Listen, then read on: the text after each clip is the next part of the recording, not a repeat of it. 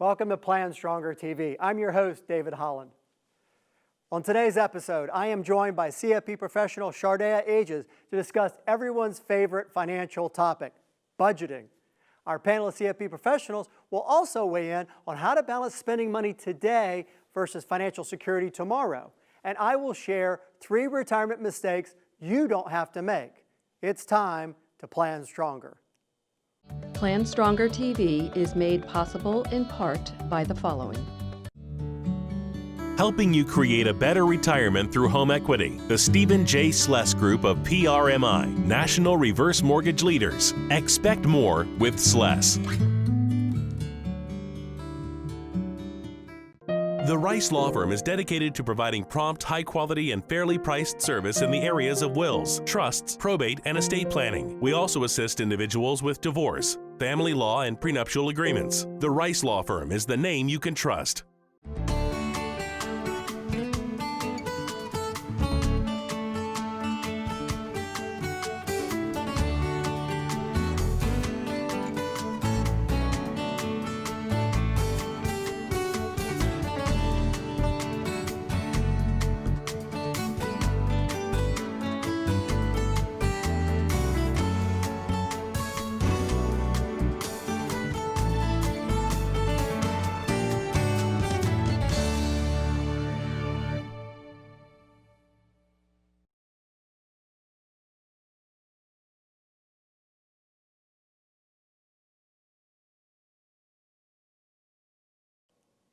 One partner handling all the finances in a relationship is a big retirement mistake. Why a mistake? If you're not involved, let me put it to you plainly. What do you do if that relationship ends in divorce? What about if the person who handles the finances becomes disabled or develops dementia? What if they die? In all of those situations, you need to understand and be able to handle either the family's finances or your finances on your own. I can't overstate this. A lot of challenges present themselves for people who don't know how to handle the money, where it is, what's going on, how it's investing, a whole bunch of things that they really need to know to avoid problems later.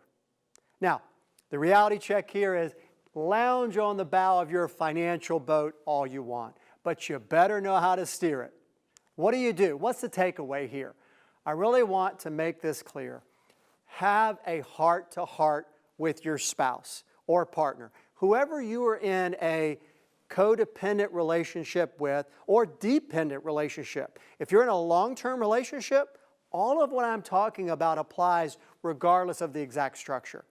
Have a heart-to-heart and tell that person, it's not that I don't trust you or think that you're not doing a good job. It's that I need to know and talk about those things I just shared. What if you're disabled?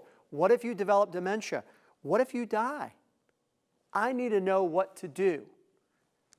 Attend the advisor meetings. If you're working with a financial planner or advisor, go to the meeting. Make this something you do together. You know, the truth is 2 heads are better than 1. And for the person who is taking care of all the finances, a lot of times they would like that extra set of eyes. Maybe they want that extra help. Maybe they're a little uncomfortable asking for help, or maybe they're a little reluctant for you, the person who's maybe not involved, seeing it as a sign of their weakness or that they're not as confident as they were. So you might be surprised when you offer to be involved, but make it something you do together and be more confident about what you have and what you need to do. And if you do that, you will plan stronger.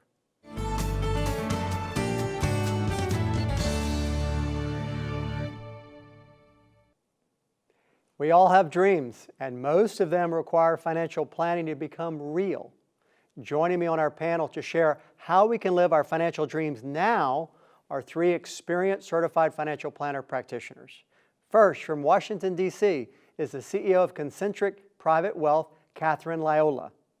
Next is Kathy Longo, an author and the president of Flourish Wealth Management from Minneapolis, Minnesota. And from San Diego, California, is Stephanie Barnier, the founder of Clear Sky Wealth. Welcome, ladies. Thank you. All right, good to be with you. Let's dive right in. how can we live our financial dreams now? How do we balance? I'm going to load it all in on it. How do we balance between now and our future? How do we make the important decisions that balances not only our finances, but our life and our well-being and health? Now, it's a 30-minute show. Let's start with health. Yeah. Yes. And also that we have maybe more than one dream of just retiring, right? We have many dreams along the way and celebrating those, but also allocating and dedicating an allotment of money to each of those dreams along the way to be responsible financially. If you're pouring all your buckets into creating a business or an app and you don't have any financial foundation, it's going to be a real struggle if you have other obligations to take care of as well. So we always like to say, prioritize your money in order of prioritize your goals in order of financial success. Mm-hmm. And it's really, I mean, it's a balance of living for today and saving for the future, because it's not just a set point of like, here's the retirement date and that's all we're working towards. There's so much to just enjoying how the career we have, the work we're doing, the time with family, and those can all be goals that we create and build our financial resources around those. Yeah, going to what Stephanie was just sharing earlier about health, something that's been really helpful for me, as well as a lot of our clients, is bringing in things such as meditation to our overall financial planning experience. And the reason why I say meditation is because that's helped me, as well as many others, be present. And often when we're planning for something down the road, such as retirement, when we're going to have all this money to do the things that we never got to do, we're not actually present in how awesome our life is right now. So something that we encourage everyone to consider doing as soon as they're able to, meaning right out of school, is to always invest first and foremost in themselves. Now, traditionally, we've thought about that as paying ourselves first, so saving first. We would actually suggest, before we even save first, that we are allocating a small amount of money to who we are and that we can continue to be, that we're always in the process of just being our greater self. And that way we can explore interest and we can explore who we are as a person and give back and do all these different things. And we're not just waiting until tomorrow. The balancing of our lives is what I think, if we look back over our work as financial planners, we see the people that have balanced their lives and the ones that haven't. And what's ironic, and we can probably speak to this as in the work that we do, if we're all work and no play, it doesn't just make Jack or Jill a dull boy or girl. It makes us not as good at what we do. That living element is really, really key. And there may not necessarily always, and the balance of savings and living is important. But I think it's also important to note that there may not always be an equal balance. There might be times that you have to be spending more money on the here and now because of things going on at home. Someone might be sick or there's something that you're having an opportunity to pursue. But then there might be other times that you have to really be very frugal with your money because you need to build up your cash reserves or build up your liquidity. And with so much of our time spent in the work we do, find something that's enjoyable. So if that does mean invest and change careers now, so invest in yourself to retool yourself so that you find something that you really enjoy and you're not just counting those days until retirement, that's so important. That's really huge. Of course. We were talking backstage about, we've seen people build their wealth only to spend it on regaining their health. And it's a model that I don't think is going to be working for people much more as they begin to look at all of the options and choices that they have when it comes to living their dreams right now and having those milestones and using meditation to stay really focused on what's important, like you mentioned, Catherine, in that well-being and that purpose, because we're living longer than ever before. And that might be, we're going to be working longer than ever before. But having that dream and finding the passion behind it. Not to say passion comes without challenges. Right. It does. For sure. Well, and you're speaking, Stephanie, to the rat race, to the culture, and especially in America, that, you work hard, this is what we hear, you work hard, you make money, you save it, and then there'll be time later to enjoy it. That's the message, right? And I think that for a lot of people, they're realizing that's not really the way they want to do it, and there are plenty of people, and we have clients that would tell the younger people that you need to enjoy life along the way because there are stories we can all tell of people that retired and literally the next day something happened, right? And they were never able to enjoy. So I tell people all the time, cruise now, but let's build it into your plan. Don't wait till you can't get around. Yeah, and that investing isn't just about accumulating money in a bank account or an investment account. It's also about investing in who you are as a person. It's making sure that there's this wellness component so that you're not burnt out at work and having health side effects as a result. And all those things to make you really as full of a person as possible. That's financial independence. And it really is like, so creating those experiences, making sure you've got the relationships and you're investing in those. So if it's all work and you're not investing enough in your family and in your marriage, that's going to be, what are you going to have when you retire? And financial implications of when those things don't necessarily work out. So very key along the way to be focusing on all of those. And we touched on passion, which I really love. And people think that you have to be an entrepreneur to be passionate about your work. But I have seen more and more companies be that place of creativity, of flex hours, paid time off, unlimited, really giving people a lifestyle. And I think we really owe it to the creativity of all people and really speaking up for that and wanting that in the workplace so that we have really sound whole. Yeah, very good. Well, at the end of the day, what we do isn't just investing or where do you put your money. We're really about strategic allocation of time, money, and energy and helping people figure that out and having a sounding board. So we've done that for them today. Thank you very much for being with me, ladies. Thank you. Thank you. I'd like to share a mistake with you that I've seen made by people over the years. It's when one partner in a relationship dominates the other with the finances. Now, when I say it's a mistake, that doesn't necessarily mean that somebody has tripped over themselves and gotten themselves into this situation. It's just the reality of it being a problem. Why is it a mistake? Well, a lot of problems can result when one person is using finances to control the other. The reality here is there's really nothing to jest about. This is not funny. If this is your situation or you know somebody else that is in this situation, we need to find a solution. Maybe find an exit.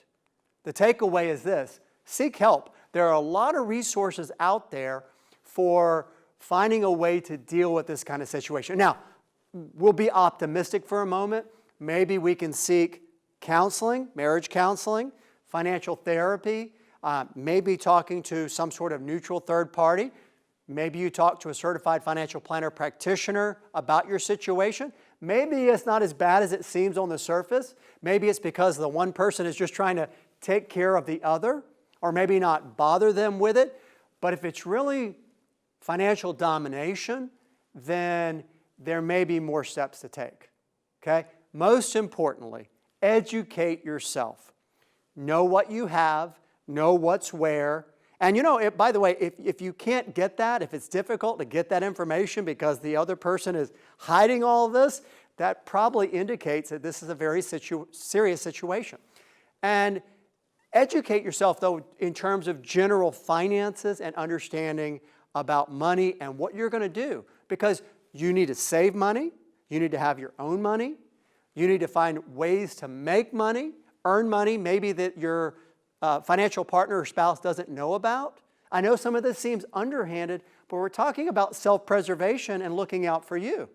And after the proper investigations and maybe seeking resources and support, then you need to plan perhaps your own exit from the relationship. Just be mindful and be careful. And if you do that, I believe you can plan stronger.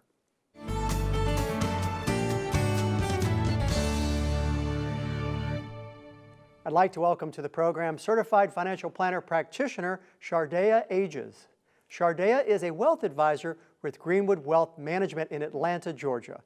Welcome, Shardea. Thank you, David. Glad to have you. I'm excited to be here. I've got a lot of questions. Can we dive right in? Let's go. Okay, so let's start with what kind of mindset do people need to have with their relationship with money? So I think that money needs to be thought of as a tool for building wealth, right? There's a saying that goes, live like there's no tomorrow, but save like you're going to live forever, right? And so essentially, enjoy your life. Take trips, do what you need to do to actually enjoy the money that you're making, but also know that one day you are going to get older, right? You are going to one day have the option of no longer having to work, and you may have people that depend on you. So you want to be able to also save for those things that you want to accomplish later in life as well. And emergencies, and the fact that a lot of people are forced out of work involuntarily because they get sick or a spouse that needs to be cared for or all those things, right? Exactly. So we've got to create some balance between our spending today versus our spending tomorrow. Absolutely. Okay. So what triggers spending? So a lot of things, right? So once we look beyond the things that we have to spend on, our needs, right? I think we also have to look at some things like social media. We're triggered all day, picking up our phone, turning on the radio, watching TV, right? Because we have these things that we want to compete with our neighbors, we want to look good, we spend money on dating, we now have this technology that's in our hands that's constantly urging us to spend more money. Are you saying there are people that want people to spend money on something? That's exactly what I'm saying. Can you believe it? It's everywhere.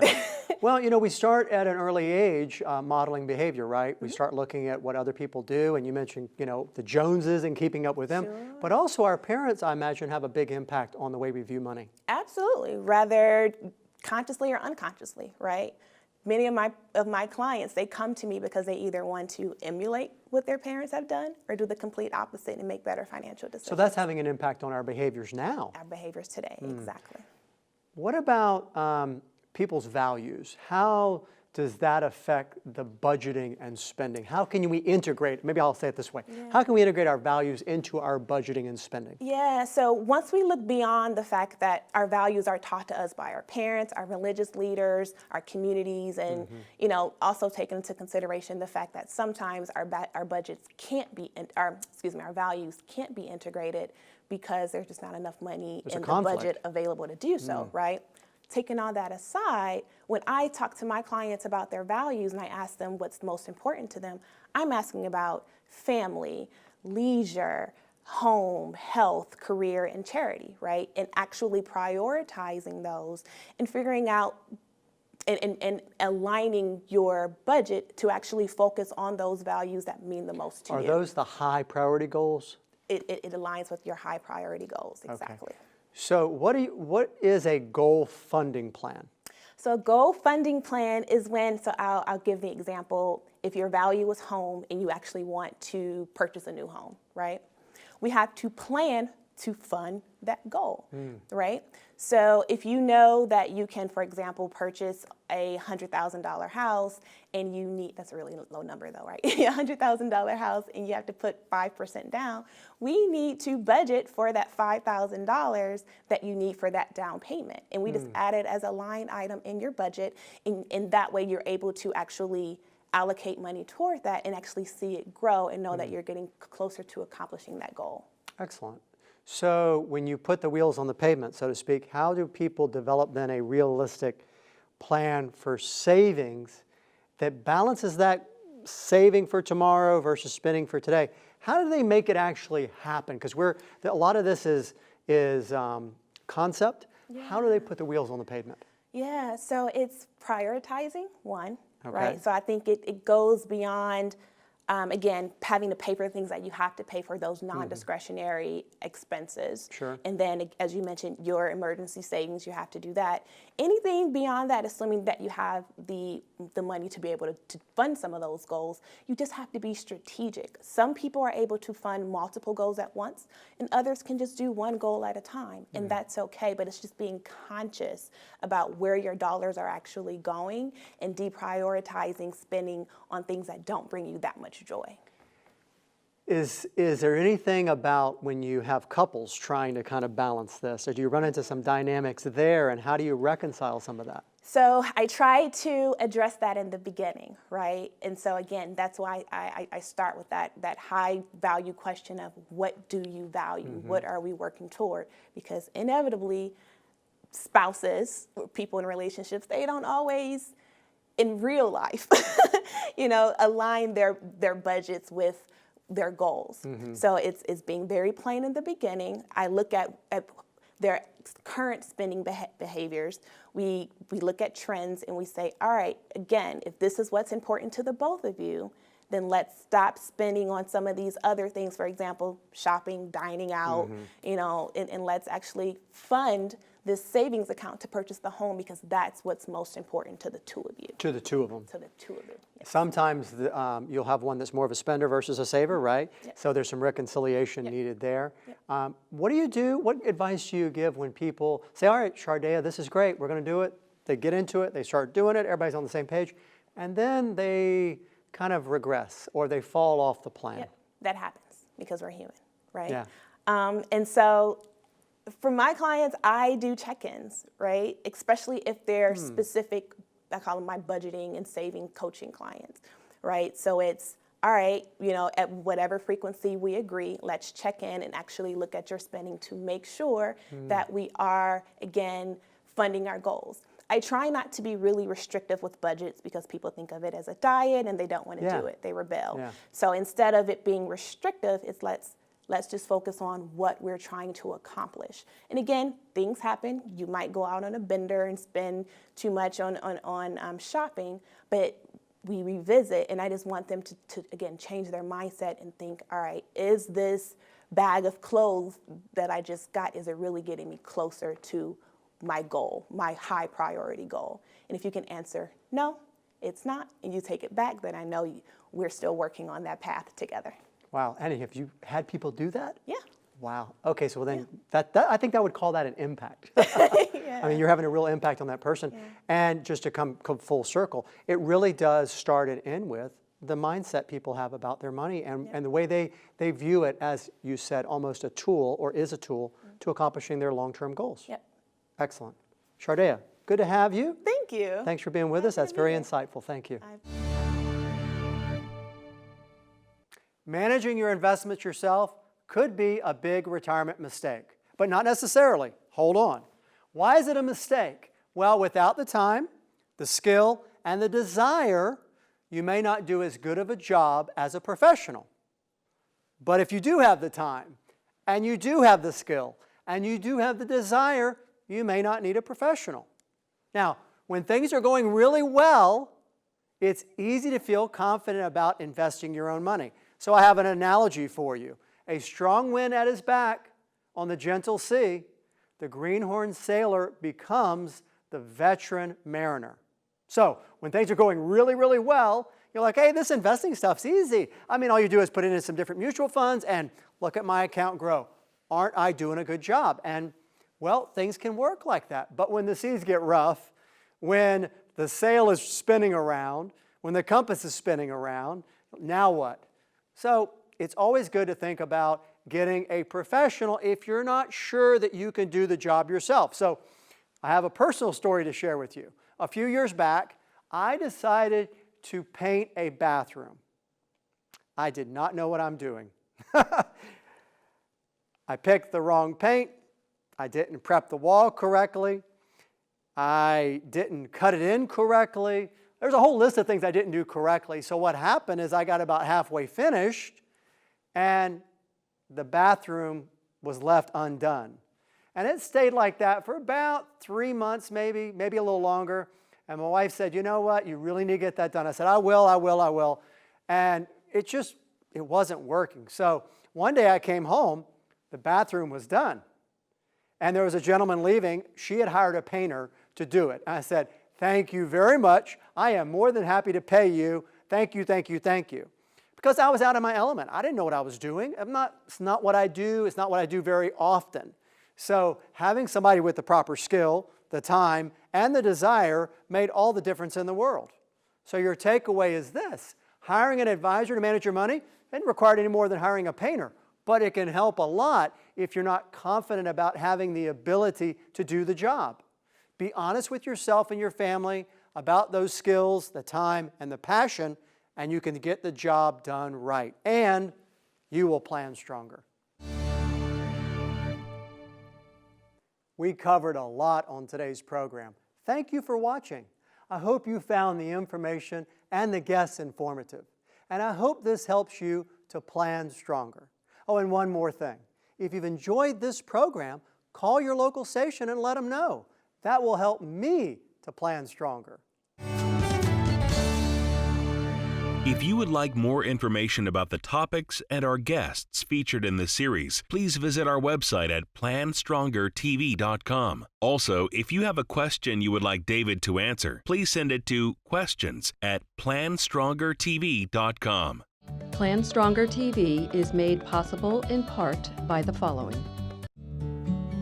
Helping you create a better retirement through home equity. The Stephen J. Sless Group of PRMI, National Reverse Mortgage Leaders. Expect more with Sless.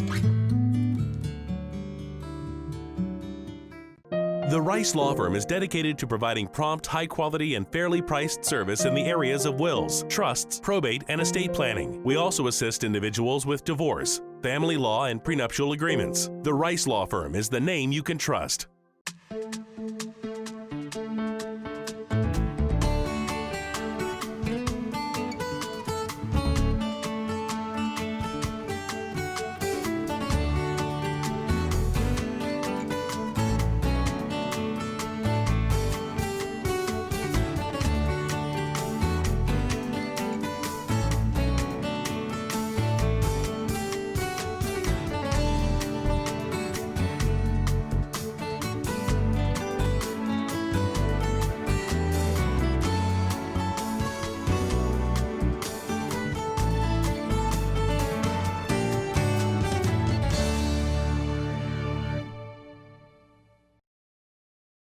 To order the free PlanStronger newsletter and get the latest updates on the show, go to www.PlanStrongerTV.com/subscribe.